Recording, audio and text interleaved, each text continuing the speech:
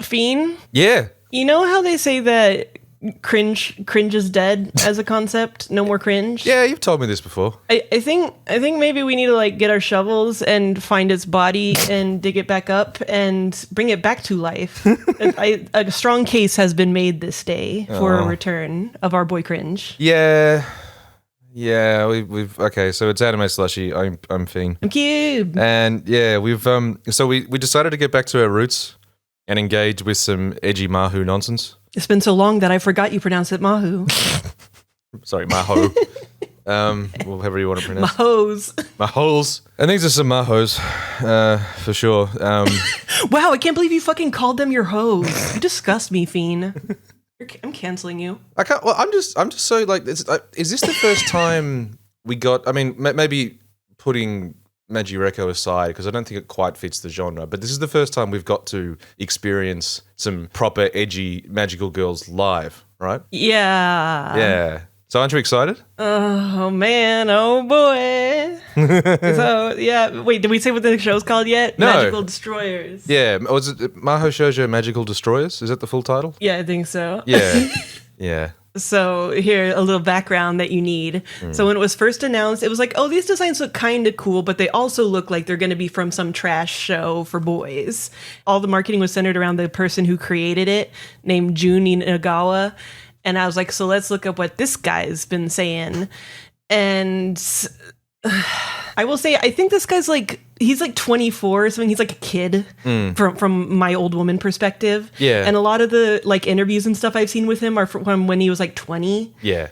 So it's like, I want to give him a little leeway to be the way that he be, but also, I mean, this show is very teen, so it makes sense, I guess. Yeah, This is teen boy brain shit. Oh, yeah. Now, where, like, I almost feel like things like Sight and stuff come from a slightly older perspective of a person who's just doing, like, super edge. This almost feels, like, slightly earnest in a way that's really pathetic.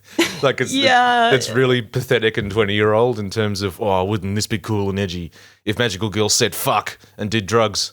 Because that's basically the thrust of things here. And I just learned today that Otaku Hero is like an OC that he's had since high school. We should maybe explain. Okay, this is a magical girl show that's a sort of semi-post-apocalyptic one in that there's been some sort of massive dystopian government takeover that is set out to destroy otaku culture.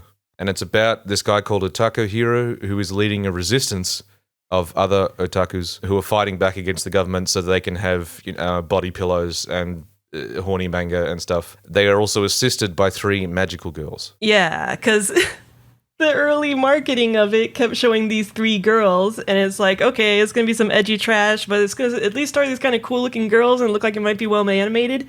And then it was like, haha, psych, here's the main character. Nerd boy, spiral glasses, his name's Otaku Hero. They need him. Yeah, that's the thing. These girls are all here because they love him. They think he's so awesome. He's gonna win the day. It should be mentioned, this guy, prior to the show, he was sort of had a name for himself making T-shirts and like just general sort of fan art of these edgy magical girls. This older interview comes from when people were just sort of talking to him about like his designs and what he was into and why he was making these girls look like this. Because it'd be like magical girls wearing gas masks and saying rude shit and stuff. Yeah, he seems to be kind of like in the J hip hop punk artist scene as like a clothing designer and stuff with his edgy magical girls. So there was this part from an interview which gave me a sense of what this show was going to be like, where the interviewer asked, "There are quite a few girls in your artwork and collaborations. The magical girls you frequently post on your Instagram represent you well as an artist. Do they have a backstory or background?" And then June says, "There's no specific backstory or anything, but you know how most people depict magical girls as these powerful and perfect ideals? I started drawing them because I thought it was better to have magical girls who possess a more human quality and are true to themselves. Before long, these characters were smoking and doing drugs. Whenever I would watch anime featuring magical girls with a strong sense of doing what's right for others, I would assume weird things about them. It doesn't matter if they're cute because they do bad things in the dark. So I decided to draw magical girls with their bad side out in the open. It's not like I have a message I want to convey through these characters, nothing deep. I've always enjoyed watching anime with girl protagonists and drawing girls, so it's just an extension of that." I mean, I guess at least he's honest. That like it isn't deep. He just wants to draw them doing his fetish. I just thought, wouldn't it be cool if magical girls did drugs? Yeah, did drugs and had a sex and all that sort of stuff. Like, But I do like the true to themselves. Yeah, part. true to themselves, more human qualities, like being edgy and loving me, apparently. So Yeah, not like, Sailor Moon, because Sailor Moon had no flaws, by which I mean she wasn't like slutty or anything, so she probably didn't have any flaws. She's probably perfect or whatever. yeah, that's the thing. Is like, yeah, these characters do have flaws. It's just like you're not the sort of flaws that you think are hot and want to draw a lot. So yeah, Goofy. So that gave me some idea of what this would be like, and some other people were excited for it. I was like, ha ha ha, you fools, be prepared. But you cannot be prepared for the sheer power of this being a real show that exists. it's quite full on. It makes it clear what it's about pretty quick. Well, how do we start? Well, it starts with a little flash forward, but we can probably skip that bit. What? No. The cold open is important for setting the tone and expectations and your feelings as you go into watching the show and having to watch the show. I'm sorry, please. Because you're watching it and it's like, oh man, guy cocking a gun. Look at all these gross looking nerds in a hangar or whatever. You find out later they're in a blimp. Yes, they're in some sort of airship about to drop to a mission of some sort. Yeah. And then one guy's like puking and it's all like super animated and they're like, no, swallow it. Bleh, bleh. Aren't these guys weird and gross? Haha. But then there's Otaku Hero and they're like, we need you, Otaku Hero. You're going to save us all. And he's like, yes, I will lead all of you. But then the cool magical girl comes up, our main magical girl for this episode, Anarchy. And she's like, no, I'm gonna go first. And then she jumps out and he's like, you forgot your parachute. And she's like, ha ha. And that's the cold open. Yeah, that's the cold. I will say, now, of the nerds, we have Otaku Hero is just like the uber nerd, in that he is just sort of a generic otaku, whereas all of the other otakus are like sort of semi-themed. Like you got one who's an anime otaku, and there's a train otaku, which I kind of appreciate. Yes, I was going to say, do we stay on the same boy? Train otaku deserves good things so far. Yeah, I have more of an affection for this particular otaku than the other ones for some reason. Okay, one, design cute as fuck. And secondly, like, yeah, they're about to go into battle, and he's just noticing that an express from Ethiopia is about to pass through Tokyo, which... He's excited about trains. Yeah, but hang on, but I'm more curious as to how a train gets from Ethiopia to Japan. I thought that was maybe just the name of the line for some weird reason. Oh, okay. Well, still. He's just really pumped that there's a cool train coming. Yeah, and he has that just like tired inside. And it's so unfair because I played Pokemon Legends Arceus this year, which also had a very tired train boy in it that was my husband. And I'm like, fuck, I guess I'm just being attacked. This is the year of tired train boys. I guess I gotta kiss them all. I wouldn't mind just going through the otakus that we have. Wait, you can name the other ones? Yeah, well, if you look at the cast list, they have names. As in, like, just the type of otaku they are. So there's the one who was puking, who's got the mask on. Yeah, he's unpleasant. What's his deal? He's anime otaku. What? Yeah, there is game otaku, who's the one with the sort of beret. There is idol otaku. There is both JSDF otaku and a military otaku, which it sort of seems redundant. I guess the military one is more into like Western, more violent stuff or whatever. I guess so, but either way, both of those guys are creepy. Well, yeah. There's pro wrestling otaku, who we do see in a brief fight scene. Yeah. Yeah. And then train otaku, who's our boy. If we have to pick a boy. I feel like he's not going to disrespect women because he'll be too distracted by trains. And for that, I think I'll be able to continue to stan him. There's also someone called Nick. Yeah. Oh, we should mention there is a mascot as well called Kayotaro. I hate the design of this thing. What the fuck is it? I don't know. It's like a weird little soft toy dude with like just things sticking out of his head. Yeah, it just felt like we have to make a mascot that you won't mistake for other mascots. Just put shapes on him or something. I don't know. There's too many mascots. We can't make an original one. It's the Yuki Yuna school of design where you just look different. There were some good ones. Sebastian, don't forget about my boy Sebastian. Oh no, I was thinking more of the monsters where they were just spiky things. Oh yeah, just shapes. Yeah. No, I'm not. No, Yuki Yuna actually had decent mascot design. That was different. Okay, even if they were a bit Digimon-y. Now that we saw that cold open, we need to flash back to how did we get into this crazy situation? Yeah, 2008, Akihabara.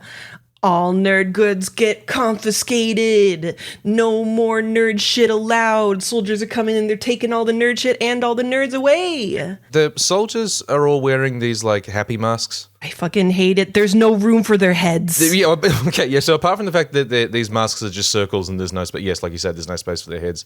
I'm just tired of this aesthetic. Like, I feel like this has been around for a while now where it's like, oh, the oppressive government that's actually, you know, they're saying that they're protecting the nerds, that they're taking them under their protection, but, you know, and they've got smiley faces, but actually it's bad. And I'm like, I'm so over this. Well, and even those, like, the big buff bodies, but then, like, the little cartoon face, I feel like we've seen in Asuka and in the horrible gender swap one. Yeah, all that shit. It's that same thing of huge buff things with little cartoon heads. And this is the most, like, at least in the other ones, they were like soft toys or whatever. This is the most piss weak version where it's just a circle with a face. That's it. It's pretty pisswick. And it's just, yeah.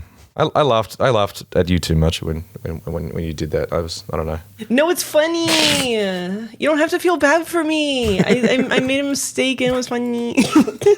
You can pisswick shame me all you want. Okay, that's good to know. So Otaku Hero seems very serious in the current day, but here we see the past where he was like much more just the generic nerd with the spiral glasses. He's like, I'm excited about anime. Boop-a-doo. No, don't take my anime. I'll die if you take away my anime wife. Boo. So like we see his first bit of heroics where he like jumps at a soldier and grabs his leg. If you want to call it that, sure. Yeah. Well, here's the thing we've got to understand about Otaku Hero is that he's a hero, and he's super cool. So we've got to like have done something, and I guess this is what we get, is that he's so upset to be missing out on this first edition of a game or an anime or something, I guess. It's hard to even tell what it is. Yeah, it's just some box with an anime girl on it, so it's just insert generic otaku good here. He jumps at it and says, how dare you take this away from me, but then the guy points a gun at his head and says, if you don't let go, we'll take you into our protection. Dun dun. We see the sequence of events is dump trucks taking all of the otaku merchandise and things away. And then we see, rather distastefully, a bunch of otakus being loaded onto train cars and being driven away as well, which I don't like. Weren't they in trucks? It's hard to tell. It's like trucks or trains, but either way, we know what we're referencing here. I don't think they're trying to reference that. Because I feel like they would go a little more on the nose if they were trying to visually call back to like Auschwitz or whatever. Yeah. Because they're in those like cartoon zoo cages. Yeah, I suppose. I don't know. But it's still this idea that like the otaku are being oppressed. Yeah. No, I mean, don't get me wrong. Everything about the show is distasteful. I just don't think they were intentionally trying to say that otaku are being World War II Holocaust. Well, they're definitely going to camps. I mean, this is what's happening. Like, this is like, it was cool. It's a convention. well, yes, they go to a convention hall and are being held in cages in a convention hall. But like, here's the thing: this was 3 years ago. So this process has been happening for 3 years, where otakus are being taken away. We have the serious voiceover that explains how everyone got brainwashed. Yeah, that part is very confusing because they don't explain. Does he even say they got brainwashed in the voiceover? I feel like we just see that shot where there's the ooh on TV, and then everybody has red eyes, and then we don't hear or see anything more about that. Yeah, it's this weird thing where the government says we're coming in to preserve otaku culture, so they start taking away all the otaku stuff and the otakus. Then we see the uwu face appears on every television, and all of the normal people get sort of zombified, brainwashed. Yeah, unknown as of yet, because we also do know that there's still normal people who aren't brainwashed, so that's all, who knows. The whole idea is, okay, otaku are being oppressed. That's what's happening. We're oppressing the otakus. The most oppressed class. They're such an oppressed class. But then they blow up what looks like most of Tokyo, or at least like, or is it just that suburb? I think it's just supposed to be Akihabara. Okay, yeah. Yeah, they just bomb the shit out of it. But that's all we ever see from this point onwards. Like, is just this bombed out place. Yeah. And I'm like, what is like, I know this is very thin, but I just find myself watching this going, what is going on? Maybe the bad guys are being not like totally straightforward about their motives. Do you even know how to story anymore, Fiend? Stupid. I just found myself so confused. Like, okay, you're oppressing otakus, but it seems like you're killing everyone. It sort of, I really couldn't follow what was going on. Well, only otaku are allowed in Akiba. If you are insufficiently otaku, you just like get flung out. Yeah, so that's what we get after we jump back to the present day, which is 2011. Wait, you forgot about the purple. We got to talk about Purple Girl. Oh, yeah, there's Purple Girl. Yeah, okay. There's who seems like a magical girl. Because, yeah, like overseeing this process. Yeah. So there's like some evil purple magical girl who I assume it's going to turn out she has like some history with these other magical girls or whatever. Probably. But she's overseeing it and it's like, yes. Ah, ha, ha, ha.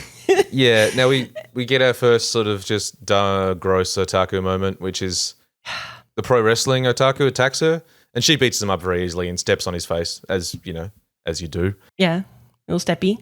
Then, like, he is overcome by the smell of her feet. See, I couldn't even tell if it was her feet or what. I think it's just the general smell of a woman. It could have been, but like it was her foot on his face, and then you see like smell lines and him going, ugh. Yeah, I was just surprised that they didn't like show her panties or mention that he could see them. Yeah. Honestly, this is really tasteful, Fina. I feel like you're not appreciating.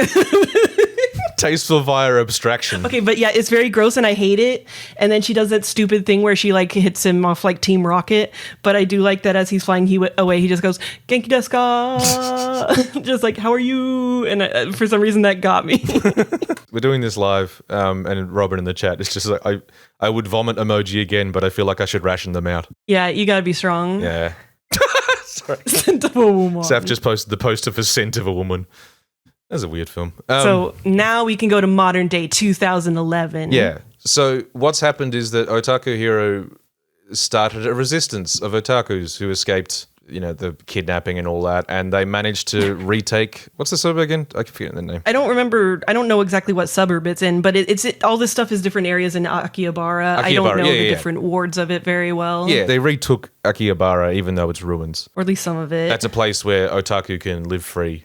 Which I don't know. Sure, I don't get how this works because like this whole thing, like the way so mad. the way the show defines otaku-ness is that like it's about buying merch and your entire identity is the thing you are into, which is usually like this thing you can buy, or consume. How is any of that happening if like you're just living in this like bombed out section of because Tokyo? They still have it in their heart. Oh, okay, right, okay, fair enough. So, because here's the thing. So, I have a thesis about this show because people were like, well, how can this show be pro-otaku when it's making them so gross and unpleasant? And my overarching feeling is this show is the essence of 4chan because it's just like, look, aren't we all gross pieces of shit? Fuck yeah, we are. But you know who sucks more? Everyone else who isn't a gross piece of shit in our club. So fuck all you. Yeah, I definitely think that's part of it. Is like, because I don't think the show thinks they're quite as gross as they are. It's purposefully depicting them as pretty gross. It is, but in selective ways. Like you say, in those ways of the sort of things that like your 4chan nerds are proud of in terms of their pervertedness, like and being that sort of stanky. Yeah, being stinky and so like that some of them are stinky and that's a thing you can make fun of some of us for, or we make fun of some of us for. Like that's a thing we do. Yeah. The same with their pervertedness is also like the thing with sniffing the feet and that sort of shit is like a thing that they will own and sort of wear as marking us as a member of this group. Right, but they're not going to actually get into like sexism in this culture, which of course, like there's no girl otaku. There's no such thing. Yeah. I think I saw one like during the opening montage when everyone was being oppressed, but that was it. None of the Otaku Hero dudes. They're all dudes. Like there's no there's only the magical girls in terms of women hanging around them participating. Yeah. It will talk about the gross things that they are cool with as part of their identity, but it's not actually going to talk about all the ways that these guys are actually gross and the way this show is actually gross. Yeah. Because the show's gross, don't get me wrong. Like, it isn't just gross when it comes to the otaku. We'll get it once we get more into the magical girls, we'll get into that grossness. So. But, the resistance hasn't been going so well. You can tell everyone's a little bit down with everything that's been going on. And they're all eating ramen, sadly. And then the Anarchy comes in and she sips one of the big ramen noodles out of the Otaku Heroes ramen dish. They do Lady and the Tramp, like, except it turns out they don't have the same noodle, so they're not going to kiss. But everyone was watching them, like, slurping noodles at the same time and going, oh, and then they just don't kiss. And then Anarchy says, you almost got me pregnant. Fucking...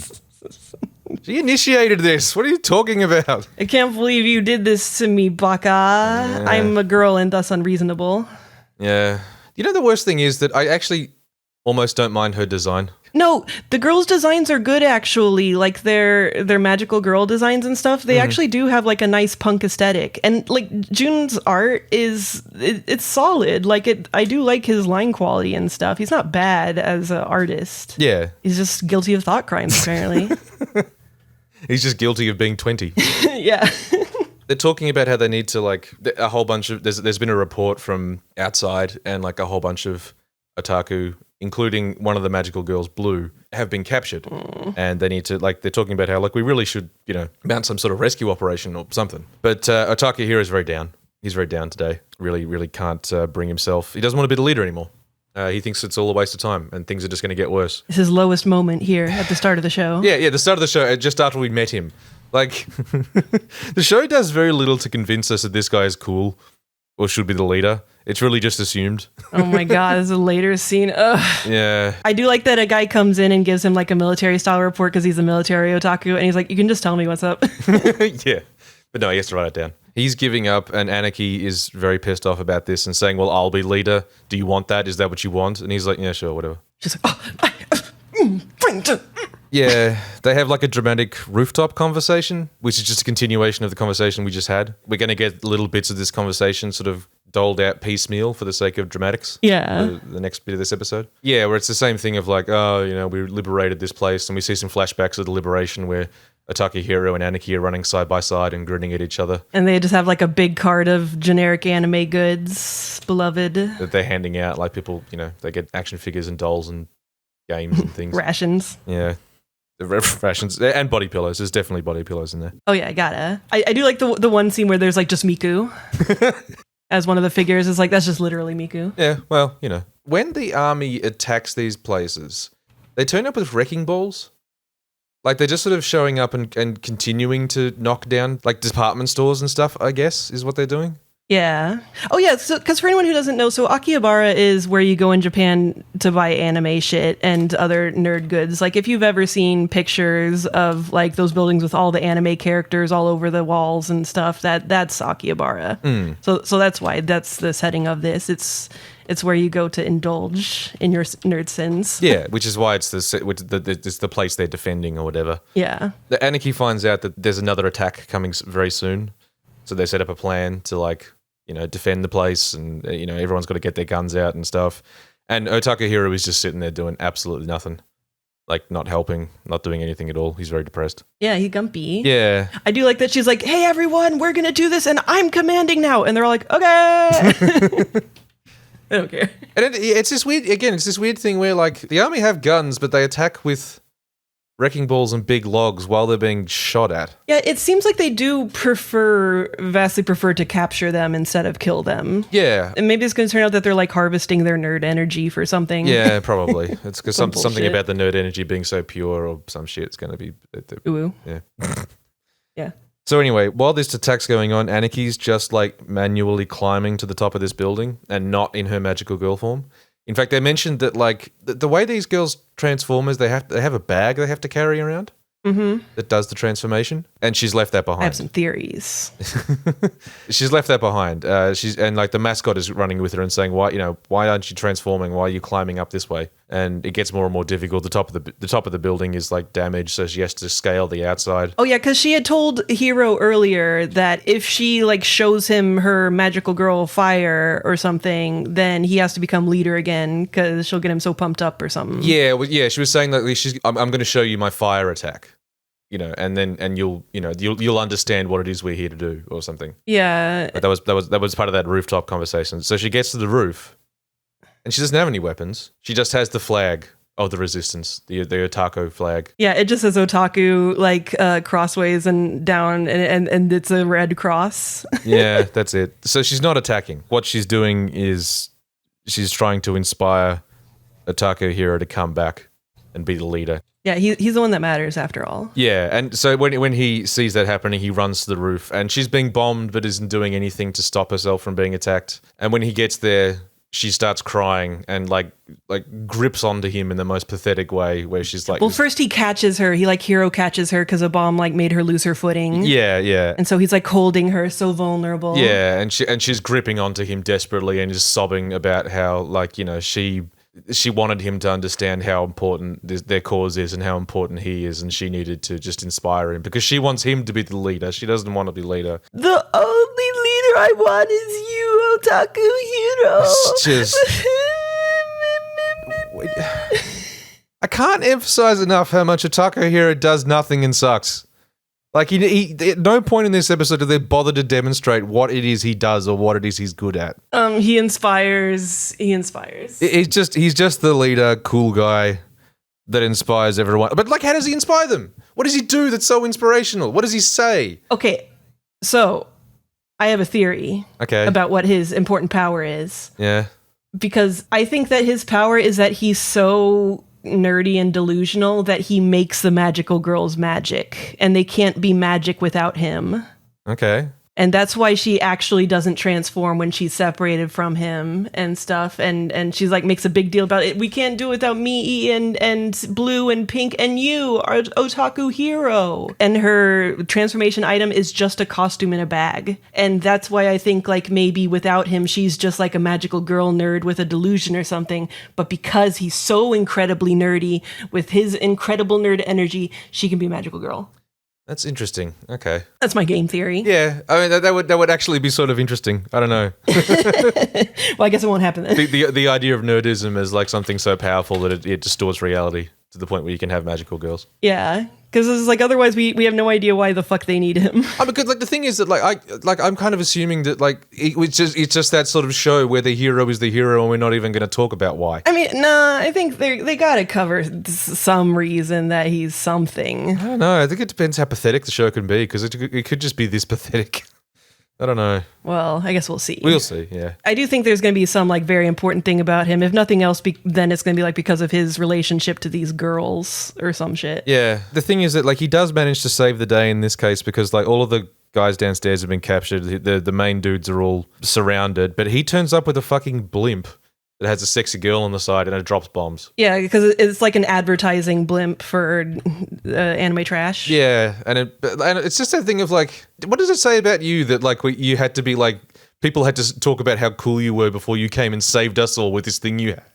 Like that you could have just, not let people be captured and hurt beforehand. You're kind of a dick. I don't know. Yeah, I didn't even really think about that as like, how did he secure Blimp? Like, has he just had Blimp? The whole time, yeah. Don't worry about it. There just is Blimp now. Yeah, so anyway, obviously, yeah, Aniki's very happy that he's back and crying some more. The Blimp didn't exist until he believed in himself enough to make it manifest because he's got delusion nerd powers. I'm telling you. I'm telling you. So anyway, they all get in the Blimp.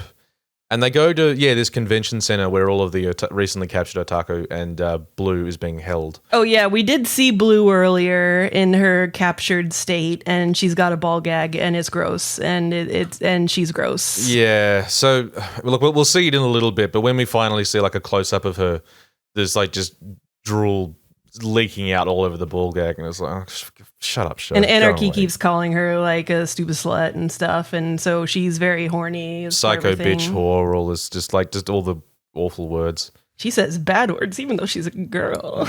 Yeah. Pretty exciting. They attack the place, and again, it is this thing of like, Anarchy does all the work. Anarchy's the one like stopping all the army dudes and whatever, and Otaku Hero's just there going, well, you should do this now, and she goes, yes. It's like she's basically a Pokemon. Like, that's kind of the relationship we're working with here in terms of what he brings to the party. See, I didn't even get that vibe. I think she's just doing the stuff. She's just doing it. He's not ordering her around. She just likes having him there. A couple of times he gives her instructions, then she goes, okay, like in English, and does stuff. But plenty of times she just does stuff. There's times she just does stuff as well, but she is taking cues from him. Like, she's still treating him like a leader and like, he's got the cool plans. He's like a security blanket. So yeah, they find the place where Blue is. We get the only sort of semi-cool bit of fight animation in this episode, I thought, which was like they all shoot at her, but she uses magic to make all the bullets into a big ball and like bats them back at the guys. That was kind of fun. I don't know. It's all right. Oh, by the way, her transformation as she's falling through the sky, it is pretty funny since it does, like, she just throws her shirt off and she's just, like, in a bra, but, like, it's actually not very sexually framed somehow. Yeah. Inexplicably. Yeah, that was kind of odd, because I was expecting something a lot hornier from this show, and it was surprisingly not that horny. Yeah, and then her costume just comes out of, like, a duffel bag, and she has a costume now. Yeah, and a she has a staff that does magic and shit. Yeah. Yeah. And so, yeah, they find Blue, who's like, tied up in a spider web and drooling everywhere, and it's gross. So they get attacked by a big robot. Oh, sorry, no, Anarchy gets attacked by a big robot, and there's a semi-funny sort of sequence where she's just sitting there completely impervious because she's so OP. And like the second time she gets hit with all these missiles, she's just sitting at a kotatsu just, eating a mandarin. Oh, yeah, drink a tea. Yeah, and she destroys this thing by flicking like a pip from the mandarin at it. Oh, wait, no, I think that was a booger. Oh, was it? Because you see her kind of pick her nose. Oh, yeah, okay. I think it's a boogie. Okay, it was a booger. She picks her nose and flicks a booger at the monster, and at the cool robot, girl. and it's destroyed. One thing I did note about the robot, the core of the robot seemed to be like a gemmy sort of heart, like something you'd see in a Precure show. Yeah, like a crystal heart. Yeah, and I was like, okay, that seems like it's going to be significant. Possibly. And yeah, and then it explodes, and they free Blue, who, so yeah, she's all trussed up in a very horny way. It's bondage. Anarchy's like, oh god, I'm glad we got you back. And she's like, yeah, sorry, I was heading out for a hookup, and we see her Tinder profile where she's like taking her panties off, and then Anarchy punches her in the face, and Blue's like, oh, thank you so much for punching me, because she's a masochist. And she calls Otaku Hero Sama. Yeah. Is it great? It's unpleasant, and it sucks because like her design, when her magical girl outfit that they've shown in promos and stuff, looks pretty cool. It's like very not super horny. It's cool. Yeah, but she's like, she's the like disgustingly horny character. So yeah, I mean, and it's like it's thing of like. It's one of those things where it's like, this is clearly like a comedy horny character, as opposed to something like the stuff I saw in Oscar where it was like, like War Nurse, or that the one she had to fight who was just like in this awful leotard. Yeah. And all that shit was like really, really gross and disgusting but like serious horny, like it was actually trying to be very horny. I think this is a little bit of both. This is a bit of both, but it's definitely leaning more towards we're just getting gags out of this character. But like it's still doing all these things, but it's like like everything in the show, I don't know how seriously we're supposed to take it. I mean, yeah, it's like she's still there for titillation, but I don't know. Yeah, that's the thing. I think this show's a psy-op. This show is a government operation to, I'm not sure for what purpose. It's definitely an evil purpose. I feel like this show is trying to say, like, is trying to prove that otaku actually suck, but by saying otaku's really good. But I don't know. It's scary. It's scary fiend. I feel like it's operating on a level that we cannot perceive. It's like the government gave otaku money so they could make a show that would give us enough rope to hang them. Is that what you're suggesting? Like something like that. Yeah. It's like, you got to prove how horrible you are. I'm going to give you money to fulfill all of your true anime desires. You make a show that's exactly what you've always wanted, all your wishes fulfilled. You be the otaku hero with your wives, and then we'll just see what happens. Yeah, we'll see. We'll see how gross you are. Yeah, and it turns out pretty gross. I guess that's a possibility. Is it Fiend? I'm not ruling anything out at this point. We see like a little bit at the end because they've captured this convention center. And like the bad guy who was a man with a TV head that has the uwu face on it. So fuck of fucking people with TV heads, Fiend. I am so goddamn sick of people with TV heads. It's the same as me with the mask thing. It's just like, it's lame. This is old. This is old and lame and derivative now. Do something else. Oh, it looks like a normal guy in a suit, but he's got a TV head. Anyway, they're watching this unfold and going, the game has begun. I'm like, okay. Oh my, no. They say 2 lines, and this is when I'm part of why I'm like, this has to be fake, right? Because one of them says, the game has begun. And the other one says, things are starting to get interesting. And I was like, you can't possibly be saying 2 such like parody generic fucking villain lines at the end of this bullshit. I hate you. It's not allowed. I do think there's a general laziness to this show. Like, it's not... It ain't trying all that hard. Sob. In terms of the way they depict specific otaku and, like, the things that they're into and the way that the government is coming after them and everything, it's all very generic and straightforward. Yeah. So I'm not shocked that the villains are also just incredibly lame. God. It's, yeah. Shouldn't be allowed, though. You shouldn't be allowed to say that line. No, it is awful. Especially as the thing that leaves you on. Like, it's kind of like, oof. And I want to make clear, from the way that we're describing this show, it might sound like it's kind of madcap and tongue-in-cheek. The entire thing is presented very seriously. except for like occasional like haha boys gross, you know, like it's playing the actual like your regular action anime music over what you would expect during these dramatic beats. When she cries into his arms, it's treated very not ironically, Yeah. and goes on for quite a while, and it's just when it wants to do jokes, it's definitely doing jokes, but like, you know, those sort of moments are treated like entirely seriously. The Anarchy crying scene was 100% serious. There's no gagging to that bit at all. Yeah, that scene like alone was why I was like, this is trying to prove that we actually do need the concept of cringe. Like this scene of this girl like, you're the only hero I want, otaku hero. What? She's like just really grasping him and rubbing her head into him and just being like, boo, boo, boo, boo. Yeah, it's so... I wonder if like I've just become a bit like numb to pathetic self-inserts. Because this is really up there. As far as those go. Yeah. Yeah. Especially knowing that it's like a thing that he's been drawing since like high school. Yeah. Oh yeah. Oh. One of the interviews I read with him, this isn't his fault, but they said Junichi Inagawa is only 20, but he's been drawing anime for 15 years. And I'm like, motherfucker, when you were 5 doesn't count. Shut up.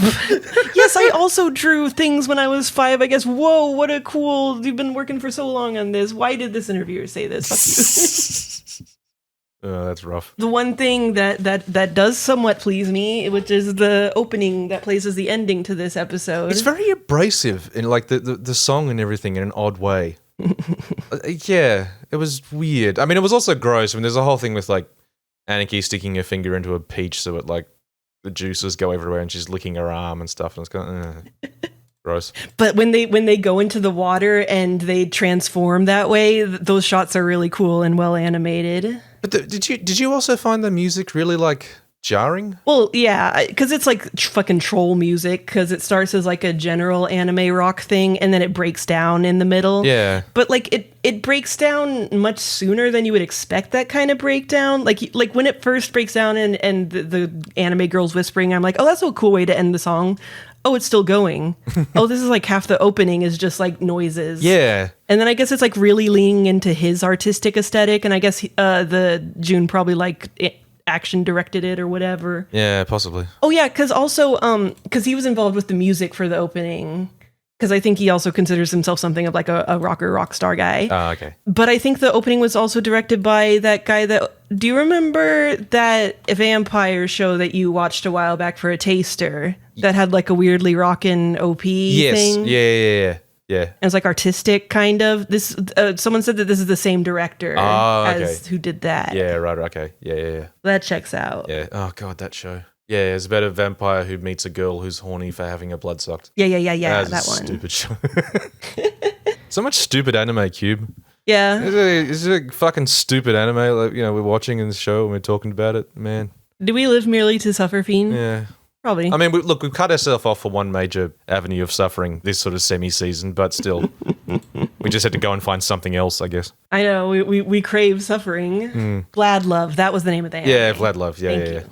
I will say, if you do want to watch something good this season, season 2 of Birdie Wing has just started. Oh shit! I saw a tweet that was like, Birdie Wing season 2 is here to remind you that Birdie Wing is the most Birdie Wing anime ever. I'm like, yeah, it sort of sums it up. That's about right. Excellent. I hope they kiss for the people. Yeah, as long as there's enough to talk about, we're going to keep covering this week to week for now. Yeah, if it gets to where there's like almost nothing to talk about for an ep, we might go like a couple eps. But for now, I feel like there's going to be enough weird ass shit to cover per episode. Yeah, like we still haven't met Pink, who has probably the most fun design of the 3. Yeah, it's just like a cute pink little dress thing, but then she has a gas mask, and it's a nice iconic design. Apparently, she might speak only in grunts. Oh, okay.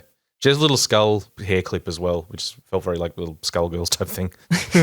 Well, if she only says grunts, she might be the least annoying character in some ways. Yeah, there you go. So we'll see. Yeah, well, until next week, we will return with more fucking of this, whatever it is. You're welcome. You're very glad that we told you about this and you needed to know about it. Your life was not going to be as rich and fulfilled if you didn't know about this. You're welcome. Have a nice anime.